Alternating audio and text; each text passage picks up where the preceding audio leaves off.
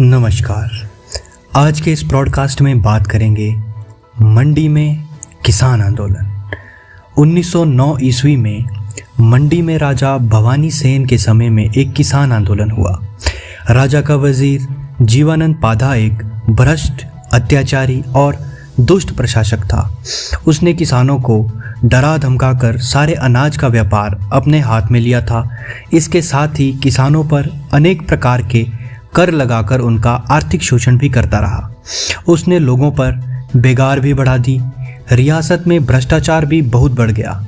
ऐसी स्थिति में सरकाघाट क्षेत्र का शोभाराम 20 व्यक्तियों का एक शिष्टमंडल अपनी शिकायतों को लेकर राजा के पास मंडी आया।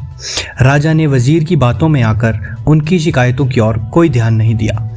दूसरी बार शोभाराम फिर 50 व्यक्तियों का शिष्टमंडल लेकर राजा के पास आया।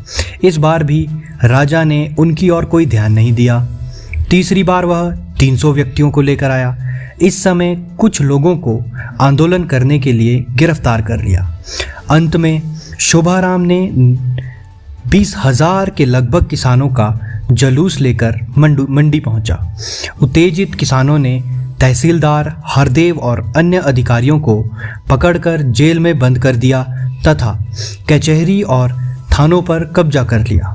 रियासत का प्रशासन अस्त व्यस्त हो गया। सब जगह शोभाराम का आदेश चलने लगा।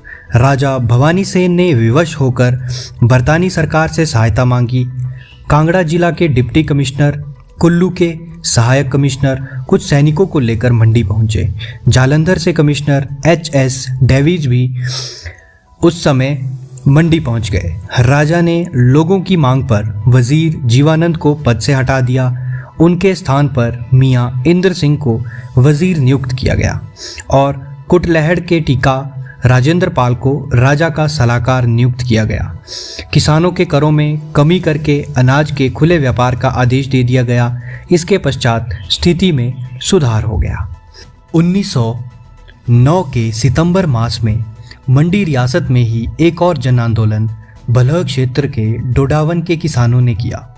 वहां के किसानों ने रियासती सरकार के भूमि वन संबंधी असंगत कानूनों के विरोध में प्रदर्शन किए और सरकारी आदेश मानने से इनकार किया। इस आंदोलन के नेता बड़सू गांव के सिद्ध खराड़ा थे। इस बार राजा के सलाहकार टीका राजेंद्र पाल ने उस क्षेत्र का दौरा किया। कुछ लोगों को पकड़ लिया गया परंतु बाद में छोड़ दिया गया। जांच करने के पश्चात दोषियों को पकड़कर सजा दी गई।